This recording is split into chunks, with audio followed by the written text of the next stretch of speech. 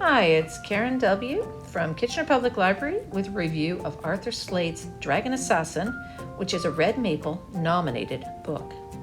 Dragon Assassin is the story of Carmen, a 16-year-old girl who's working to complete her training at a school for assassins.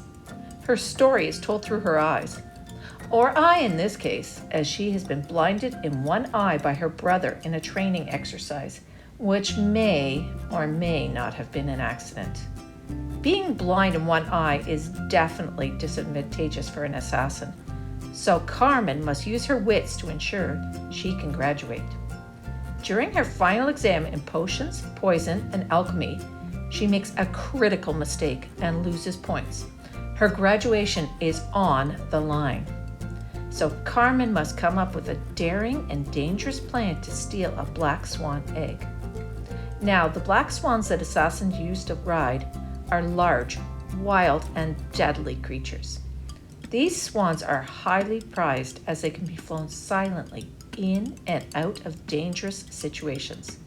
This is a bold and dangerous plan that goes slightly awry, with Carmen tumbling across a cave with a magically imprisoned dragon named Brax inside.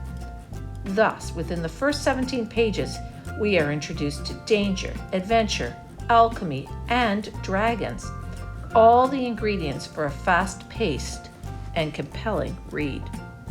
The story continues with lightning speed and constant twists and turns. Carmen, who we are discovering has a strong moral core, promises to free Brax. Dragons are often hunted for the value of their body parts. However, Carmen is intrigued with Brax's beauty and clever, funny dialogue and swears to free him.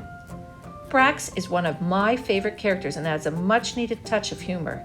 We see this in the following excerpt that takes place after Carmen fails to free Brax, when he states the only logical thing left is to eat her. I tensed and started to run, but Brax reached out quickly and grabbed me by the arm. The underside of his talons was rough, and the grip was painfully tight. "Let me go." Now, dear," he said. "I was kidding. You just don't understand my sense of humor yet. I'm not that hungry." Then he ground his teeth together. It was a horrible sound. "Actually, I'm very hungry. Maybe I should just eat your arm." "What?" He shook me. "Oh, don't be so jumpy. I'm being hilarious again. Plus, your arms are too skinny." Carmen returns to her school with the swan egg and has enough points to graduate when more misadventure strikes. The situation turns deadly when the emperor is murdered by an assassin, and his successor, Sargon, swears to wipe out all assassins. Worse still, he is aided by Carmen's twin brother, Corwin, who betrays his sister and fellow assassins in a deadly strike on the eve of graduation. Barely escaping with her life, Carmen flees to the dragon's cave, armed with magical knives, to strike a deal with Brax, in return for the dragon's eye, which will give Carmen sight and his help in killing her brother.